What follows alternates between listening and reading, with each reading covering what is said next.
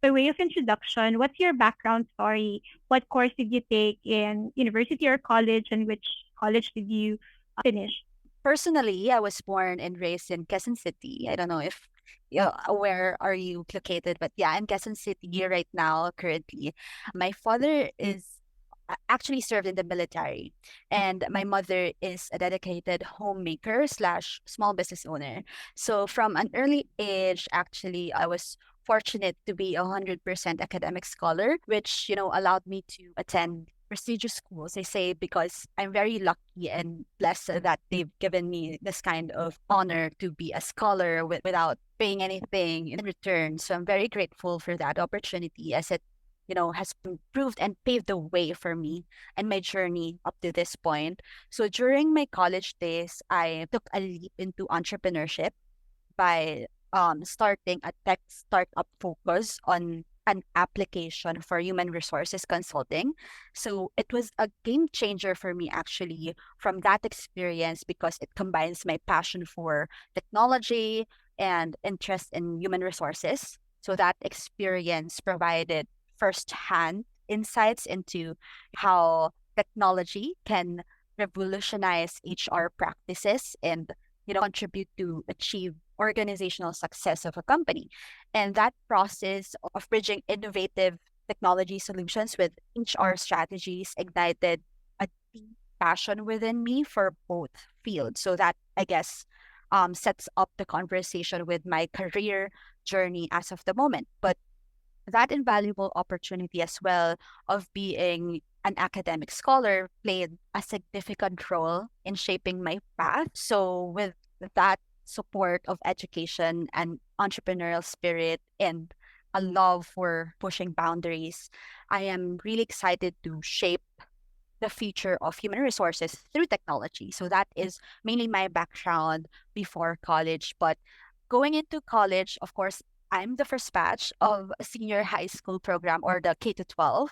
So I've entered Enron colleges back in 2018 and graduated 2022 as a summa cum laude, 100% a scholar. So that is really a proud moment from me back then. I've majored in entrepreneurship actually and minored in marketing. And then after that, I've joined J&J now, which is a leading global healthcare company. Yeah, so that's a really good background, especially knowing that you've had this. It looks like at a young age already you know what you want to do with your career. You've explored different options and entrepreneurial, and now you're here.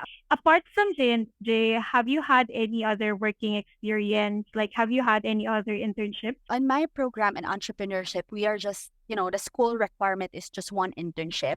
But I guess nowadays, college students are free to do their voluntary internship, but unfortunately, we haven't had that chance back then. But from my end, the school required internship, I did it with J&J, actually in finance department.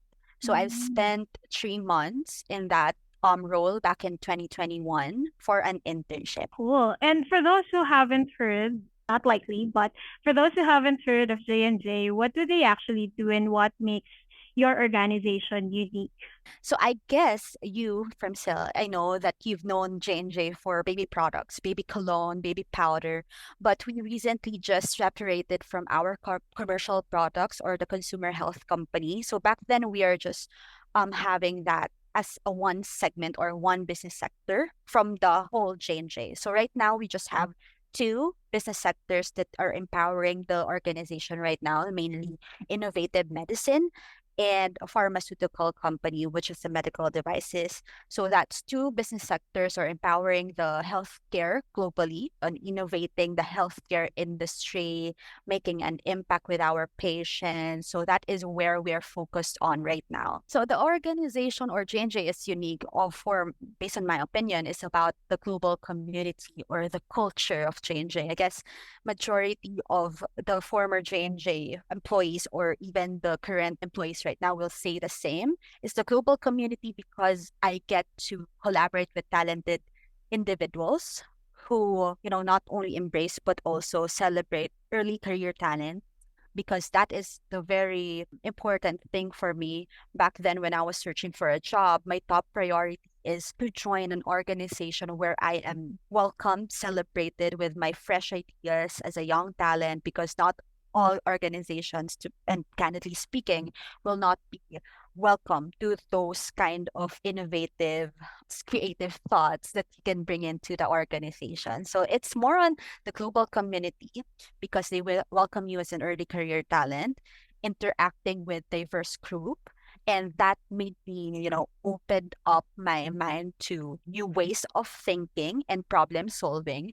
And I'm just constantly learning from my peers. And I love the feeling of that. I just gained insights into unique approaches and expertise of each of the individual I work with.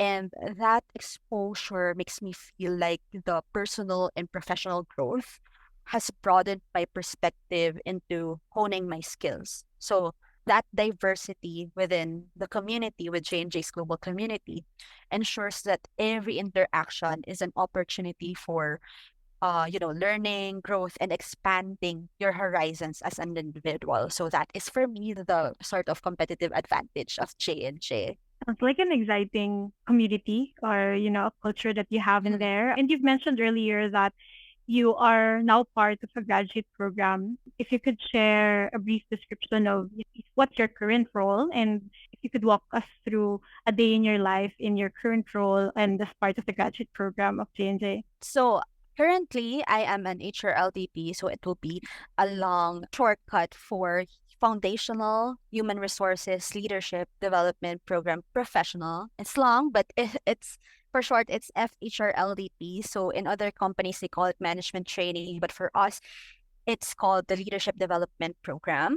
So it's a 2-year accelerated program, and the goal is to make the talents enjoy different roles, to learn and experience different facets of human resources. For me, I'm just focused on human resources, but the LDP program has different programs focusing in finance, IT, and so on. But as for me, I'm focusing with HR, human resources. So that 2-year accelerated program, as mentioned, I'm soon graduating in June. So we spend actually 8 months for each 3 rotations. And just a background of the rotations, I've actually had my first experience in talent acquisition. So imagine, out of college, this is my first job, actually, J&J. And then first rotation with the LDP program is talent acquisition, where I was immersed into attracting and inspiring talents, as mentioned, by reimagining our talent strategies or talent acquisition strategy, and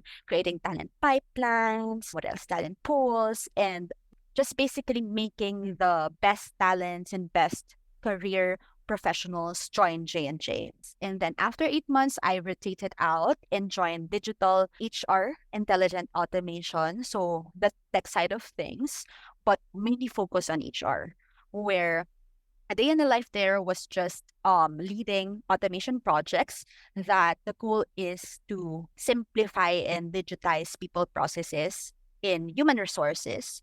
To overall, the goal is to promote efficiency in HR work streams. And then another 8 months there, and I rotated out in business unit HR now, where sa other companies is business partners. We handle client groups. For example, the team of Frimcell, I handle this. I am the business partner, so I mainly drive and accelerate business outcomes for this team by investing in Frimcell's team and each of the individual comprising of your team. So what we basically do is to develop and drive initiatives, programs that is mainly focused on people leader and talent capabilities, aligned to J&J's credo of promoting and taking into consideration our people's or employees' total health and well-being, because that is what we surround on with J&J. As mentioned earlier, we greatly value our culture. And if you came across our website in J&J, we have this J&J credo. So in business unit HR, it is really important to drive initiatives that are aligned to that credo. Well, I believe a lot of our students who are listening to this content would be able to get a full grasp of your role and what are the different sectors or programs within the graduate program that you have. So far, what's the coolest thing that you've worked on while you're at J&J? So for that, I can think of two because I've had three rotation and three roles for the past 2 years. So let me share two. I think this is the biggest and most impactful projects that I've been in. Number one, the Viva filing automation, which I had just last year in my HR intelligent automation rotation, and the revamped or the enhanced new hires orientation just this year. So we just piloted it this year, 2024. So first will be the view filing automation. So basically the goal there is we digitize document management. So what does that mean? So in a huge corporation, for example, J&J, if you can just imagine, we have almost 140,000 employees globally. And we have all their personal documentations all throughout their employee life cycle. So that means right from when they were hired until their last day in J&J. So let's use something relatable. Take, for example, recruitment. And I believe this is the same scenario in other companies out there. For example, one employee is asked with recruitment requirements like birth certificates, IDs, and all the other documents that you can mention, right? So thankfully, gone are the days that we manually submit or photocopy it in the offices. Tapos we will store in a big drawers in the office and, sort it manually, write the names of these records and, close the cabinet. So we're done with that. Now, of course, we receive it digitally via email, right? But how do we add value in that? How do we make it quicker, faster? How do we make the evaluation and, the storing process more efficient and the turnaround time shorter while, of course, minimizing the errors along the way? So this is where the automation comes in where, of course, the old process was in J&J, we receive the documents via email. That's the first step. And then second step is our team will manually check that document if that's, the correct one. Does it have a signature and etc. And then third, if that's all correct, the agent or our end will rename the document based on its type. And then once that's done, finally upload that into the system. But hearing it, it sounds so easy. But this takes actually 10 minutes of our employees' time to process just one document alone. And imagine if you have 140,000 employees and hundreds of documents to deal with every day. So it's not just one document that you will have to handle. So we have triggered an automation where in our system, all you have to do is to upload a document and in just one click, the automation will handle the checking of the document, renaming it, and sorting it into the system. So all that in 2 minutes. We managed to save 8 minutes of our time to do more valuable tasks instead of making more admin stuff, making things more efficient and effective. And for that, I'm proud to say that when we launched it in May 2023, we just had this is really memorable number for me 11% success rate and automating and reading the documents accurately. But when I left the role in October, we had 80% success rate already. So it is really rewarding to know that I made such a huge impact by driving decision making based on data or continuously improve the technology to enhance our success rate. So this is just one of the amazing efforts on how to do automation or how to use automation to transform the way we work, not only in HR. We can also do it in other aspects of the organization. But I guess it's obvious that my passion is really on technology and automation and how I explain that. But yeah, you got a hint on that Yes. one. I hope I'm not boring you with all the technical stuff. But moving on, we have a fun part.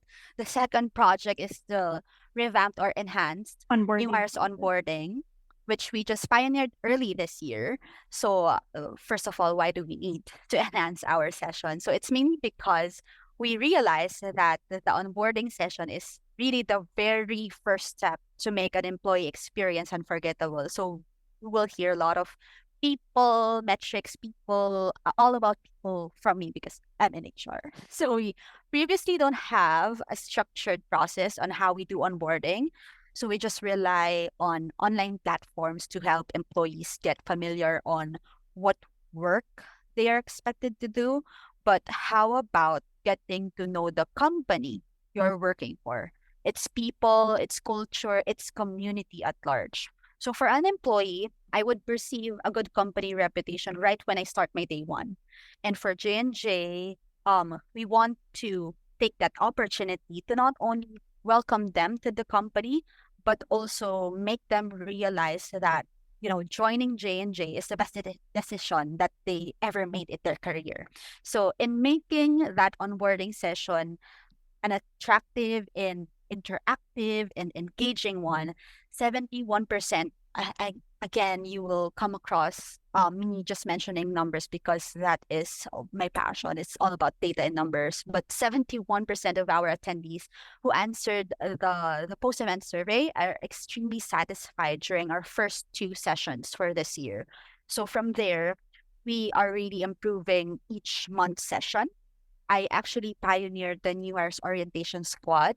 Now we are 21 members and counting who brainstorms ideas on how we can have the best employee experience in each month's session of New Hires Orientation. So I guess those two projects have had a remarkable impact. It offers opportunities to, provide value and make more impactful value to our talents. So personally, they have transformed my career in unexpected ways. I haven't had the guts to imagine that I can have automation projects, that I can lead people. So that really allowed me to take on leadership roles, and it makes a difference if you can positively influence others, which I didn't anticipate as an early career talent. So it really goes back to the J&J's culture on how they celebrate early career talent, expose them to opportunities and the leadership program. I hope that made you envision or imagine how we do things in J&J from those two projects. Certainly, I really love seeing the passion that you have, success. So thank you for sharing those. And probably I'll just ask a couple of questions where we will rewind back to when you were a student in terms of like how did you first find out about the job opening in J&J, since this is also where you got your internship. Did you use Yes. platforms or did you attend career fairs? And I was just looking back and I can't believe that it was 2 years already. So I actually started as an intern, as mentioned earlier, in J&J, but thanks for our referral. So I joined J&J as a referred candidate. So company culture was, my top priority, as I mentioned earlier, even before actively searching for an internship or a job. So for me, it really sets the foundation for everything. It's how the organization operates, treats its employees. And of course, the very important thing for me is the work environment. So when I discovered J&J's inclusive culture based on the story of the one who referred me, I was instantly drawn to the company. So their commitment to, the well-being of employees, patients, and communities aligned with my values. And that is also the company's credo.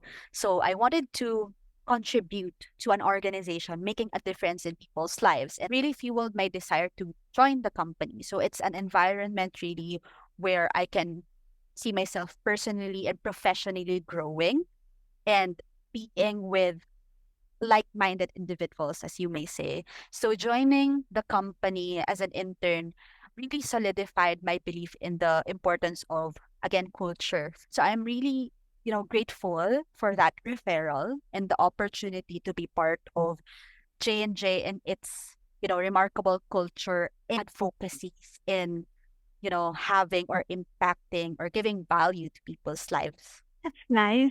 And big thanks to the person who Mhm. referred you to get the role. Were there any other companies that interest you at that time, and how did you narrow down your options? Did you consider other factors? Because I know I'm not sure if I'm correct, but I think J&J is in Parañaque, like the main Yes. office. And you mentioned that you are living in Quezon City, so that's a bit of a stretch. So are there any other factors that you have considered or other companies that you considered that time? Mhm. Yes, to be honest, yes. For me, my mantra is just keep on trying, just gather options. So I just shoot my shot to every company, the big corporations that you may know of. And then when I experienced being an intern in J&J, I just reflected and I was like, if it's not J&J, I will not work in corporate. Or if I'm not accepted in J&J, I will pursue my startup back then. So you mentioned that it really, the culture plays really a big part on that decision making, that if it's not J&J, it's nothing else. Nothing. So just upon on your question with the location, so yeah, I made up my mind, did all the interview process, the recruitment process, and I thankfully got in. And the thought of the location came just when it's really not a big thing for me back then, because coming out of a pandemic, I just Right, realized that right. everything will work. So thankfully, J&J embraces that remote culture and flexible working arrangement, even before the pandemic. Just because I've been asking around, J&J takes care of its employees. During the pandemic, they sent out a lot of care packages and all. But even before the pandemic, even without a phenomenon just like that, how do they take care of their employees? And I've recently known that J&J actually embraces flexible work opportunities even before the pandemic and until now. I'm very happy and thankful that they are still having that flexible work arrangement. So for now, we are actually working 2 times in at home and 3 days in the office, because that that framework is a global framework. Actually, appreciate the collaboration, because nothing else would compare and nothing can replace the face-to-face collaboration with your teammates, right? And it's how you bond that you create a culture. And I've said earlier that it's just rewarding to feel that you are surrounded with like-minded individuals. But at the same time, J&J prioritizes face-to-face collaboration, or J&J also gives opportunities for flexibility on how we can manage more our time. And of course, this is, to be honest, a big thing for those people or those employees who are living far too. For me, it's really the flexible working arrangement, because at the end of the day, we look after you as an individual, and we look after you on how you can further maximize your own time to be productive. So yeah, that's, I guess, the best answer to that question, I hope. Thank you. I'm already sold with J&J's culture.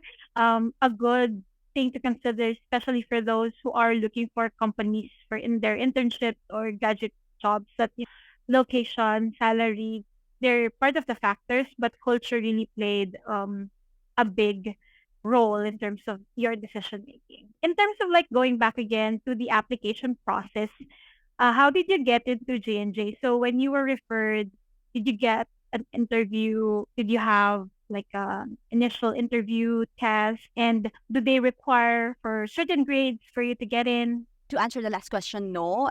It's completely not required to have the highest grade ever. So just the last question, but going back to the first question about the recruitment process, how does it look like and how was my experience? So back then, I was informed that I have to take in, because LDP has a unique recruitment process. So I've just come across and I've just learned it because I had an experience with talent acquisition. For regular employees, you shoot your shot in the career hub. The recruiters will see your CV and then invite you for an interview, and then you got into the job. But in FLD and leadership development program, it's a different experience for us.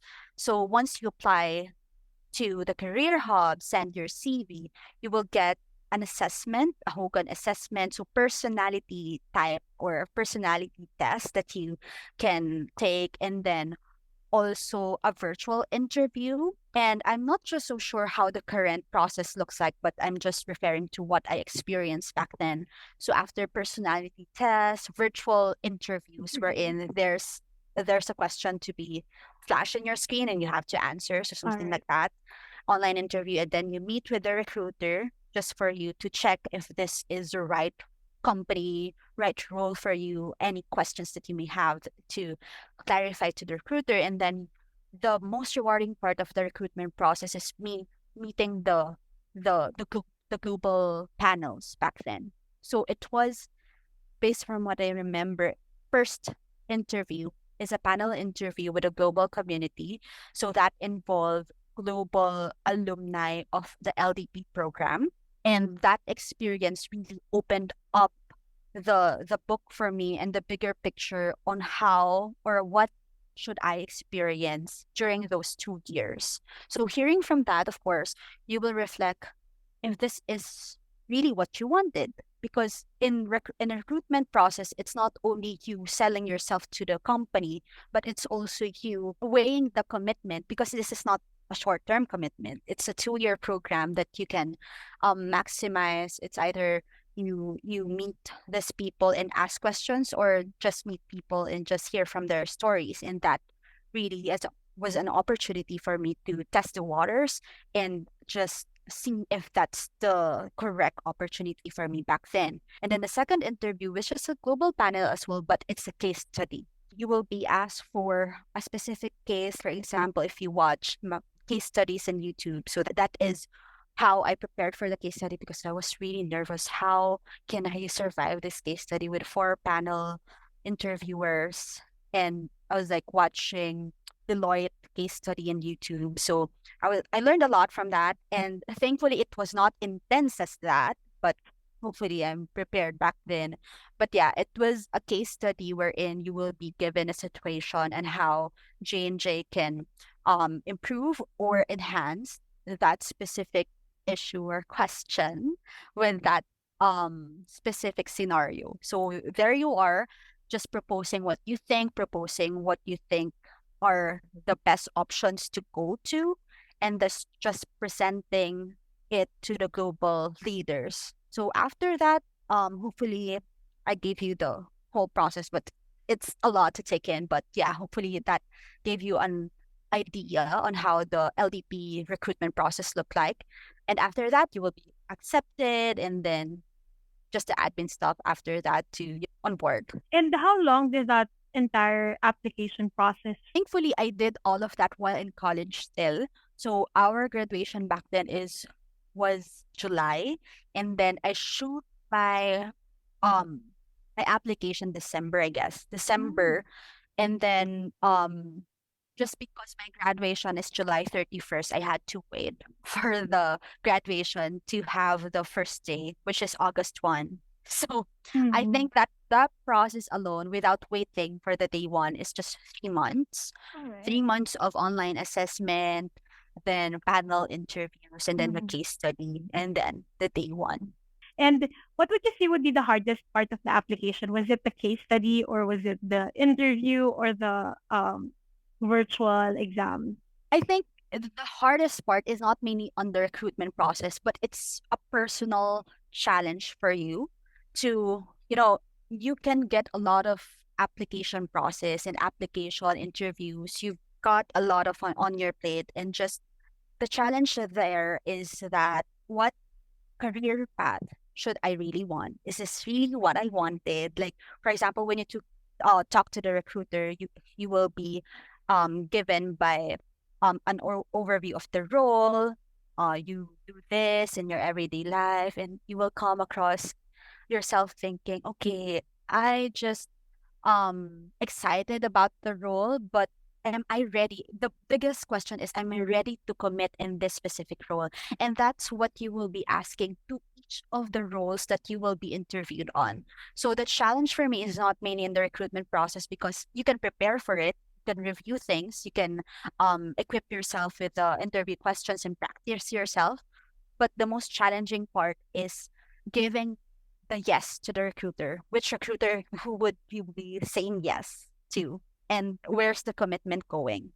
So that's actually the hardest part for me. That's interesting thought. I mean, like it's more of an internal decision that you are battling inside. You mentioned that you can prepare for interviews. How did you prepare for your interviews? Apart from watching videos about case studies, did you have other preparations or rituals that you've done in the past?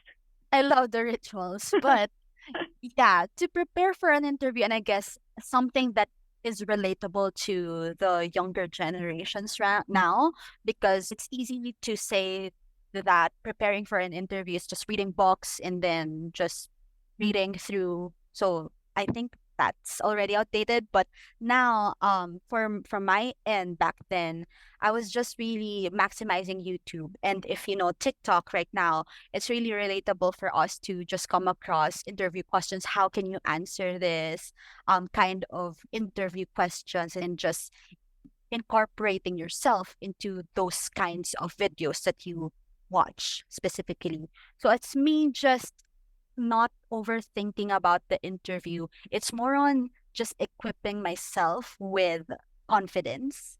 So it's not really an scripted answers to one question. It's just really being you in answering those questions and just being yourself, because at the end of the day the recruiters are not really technical that will grade you, okay, this answer is 5 out of 5. It's not like that. So it's really the recruiters checking if your answers, your comfortability, your confidence, and your values really align to the company culture. So that is where the assessment goes to. It's not memorizing something if that's pressuring you, but it's more on knowing yourself, just being confident and having that conviction that, okay, this is a perfect job for me. I really wanted this job. Why? So it's the interview process is the right avenue to brag about yourself, to sell about yourself, but also um knowing about the company if that's really a great fit. And how do you think you got the job? What made you stand out during the recruitment process? I think that was because of my startup experience back then. I was really leaning towards my experience of having that startup, because the questions of the panels back then is, okay, you're on entrepreneurship. Why are you applying as an HR person? So I was like mentioning about the startup that I had when back in college. I've come across companies that are really pushing for sales. We need to earn money. But the cons is they are really not prioritizing their people. So sometimes in the Philippines landscape of startups, they are so focused on earning money, but the people are really not their priority. So for example, they don't have a formal contract with their employees, they don't pay their employees well, so something like that. So that is when I started the passion on driving the importance of people in a business. So that is what I bring into the table, how important is the people in an organization, and how investing with people can make a difference in an organization. And siguro plus points na lang yung technology background from myself. It's because I'm having an app. So back then I've hired developers with me to develop an app. So I guess it's just a plus points for the panels to see that in this early career, I've had an experience into having a structured framework of a specific project. In terms of like early days, what did your initial first few days training or onboarding process look like in J&J? I'm lucky back then because the team that I was in, talent acquisition, was 7 or 8 people.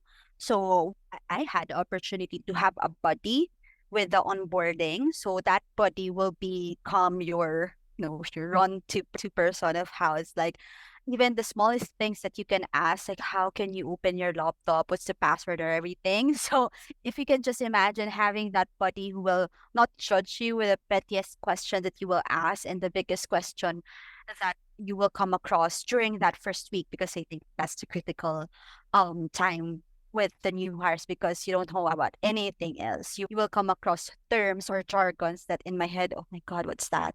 So it's your buddy that you will go to. And I'm lucky that my buddy is still my colleague right now, and we still maintain that communication.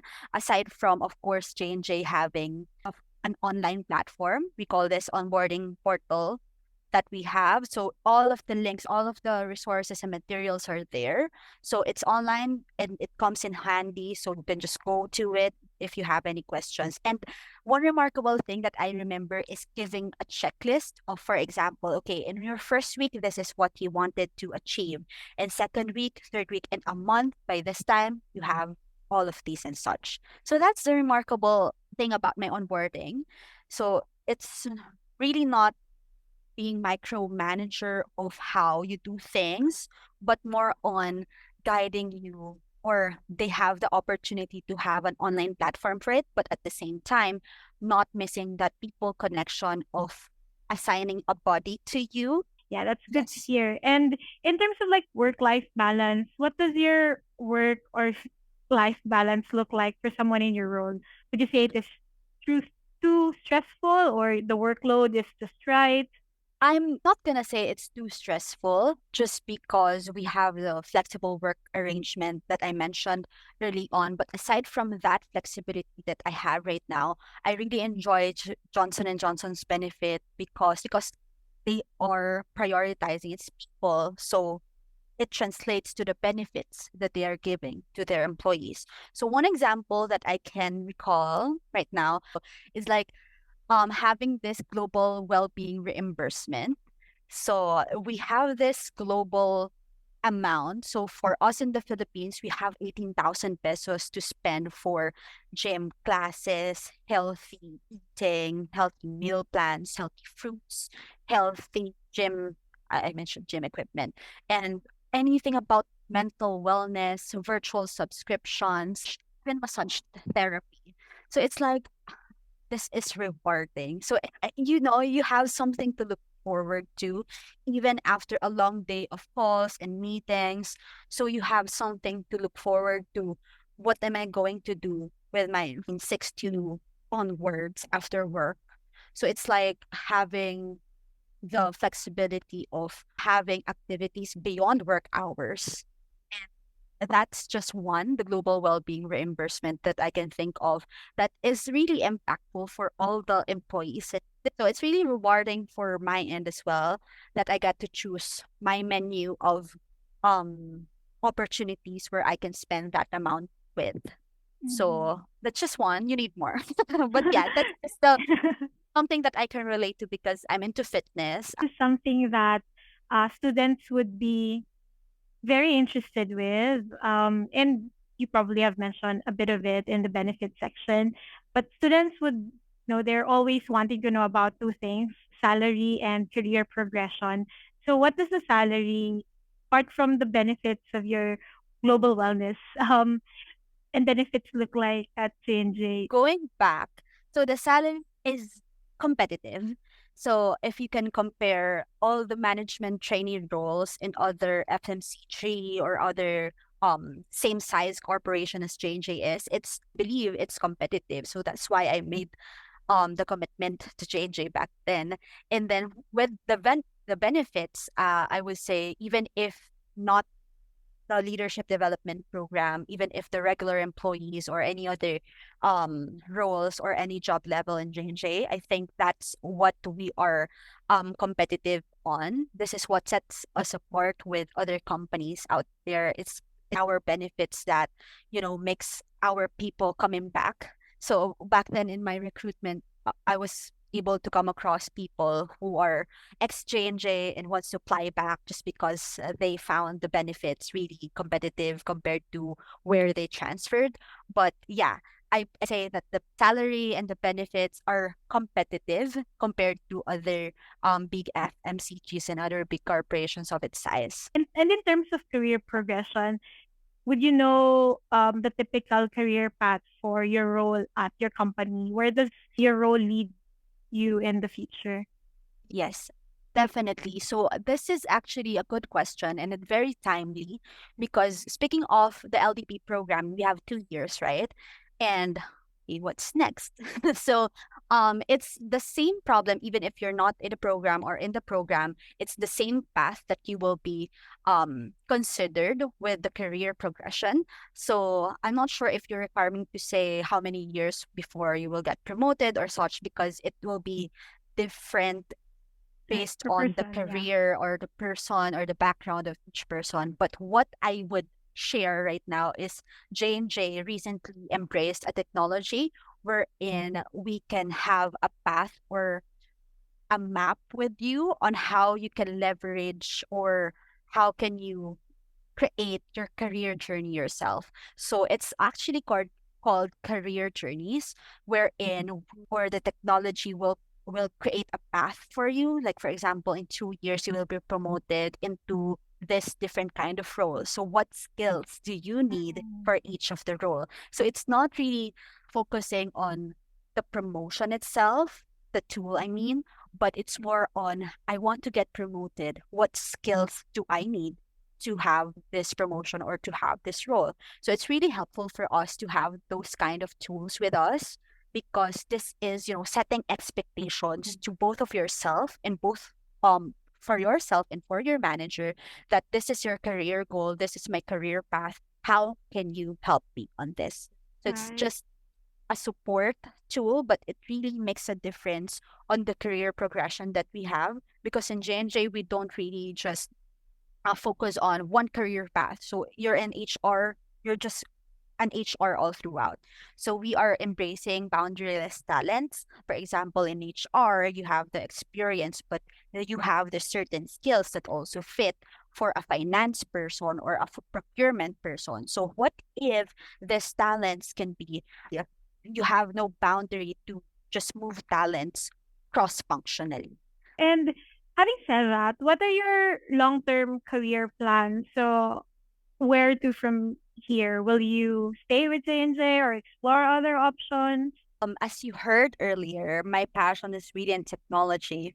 And most people will say technology, HR, it doesn't match. But in J&J, it does, because our priorities become digital and invest in digital. Short term will be, I will be graduating from the program Q2 of this year. I am really looking forward on how we can, or how I can personally bring my skills and that interest into the table, and how I can impact further in HR space and technology. So maybe that's the long term plan. I cannot be guaranteed or say anything or any final role right now. But yeah, that's for sure that I will be on the path of technology and HR. And if you had a second chance again, what would you do differently? Do you have any regrets? Or if you look back, do you feel like having internships with J&J or joining their graduate program were all worth it? Yes, I don't regret anything actually, Princel. It's really rewarding, and I cannot think of anything, because in this early career program, for example, in an internship, you are, as a young professional, you tend to be perfectionist in such a way. But right now, looking back then, I was just thinking, if I didn't do that, how can I have this current role that I am in right now? So I think it's not really regretting something, but more on regretting I should have done more, or I should have explored more from that role, because the internship back then is just 3 months. So my regret is I wish I could have stayed longer, but I cannot, because the school requirements is just 3 months. So Right. I wish I could have spent longer time to learn more. Thank you. That's a good insight for students who are looking for internships. Some might feel like this is just the school requirement, but what I'm Yeah. hearing is that it gives you valuable experiences and learnings that you'd also use in your current role. I guess the final question that I have would be any final advice that you'd like to share with new graduates or students starting out at J&J? Anything that they need to be aware of before making that jump? The number one is find a mentor who's actually got your back. So it's not just, of course, we believe in ourselves, but also, having someone who believes in you and, pushes you forward. So find that mentor or that someone who can provide guidance, motivation, and a fresh perspective that can do the wonders of your personal and professional growth. So make really, really sure to seek out someone who can be your cheerleader and help you reach your full potential in this early career. And then second would be, I think, have fun, because fun is in the youth, but of course, prepare yourself for the real world challenges. So, as mentioned earlier, as a young professional, as a young career talent, this is our opportunity to fail early and to get back early. Then, so I think the college days or the early career stage is an opportunity for us to learn, grow, and of course, develop yourself and equip yourself with the skills that you have. And lastly, I guess it's really going out of your comfort zone. So fail early so you can get back early on. You have to discover your strengths and that you can be proud of, and yung mabibigay mong competitive advantage with all of the other people in the talent pool. Like you've mentioned earlier, what made me stand out back then. So you have to find that something. And I'm sure all of us have a unique trait or skill that you can bring into the table. So we should not be afraid to try new things and break free from that comfort zone or the box that we are in. So we have to embrace the possibility of stumbling and falling as we are just young. So, because early failures overall will just propel you to rise stronger and faster. So, I'm not sure if you've heard that mantra before, fail fast and recover faster. So, this Right, is the right. right time for us to do that. So, that I think is the three advices. Thank you. Those are great advices. Finding a mentor, having fun, going out of your comfort zone. Those are things that would really help our viewers or students who would hear or read about this content.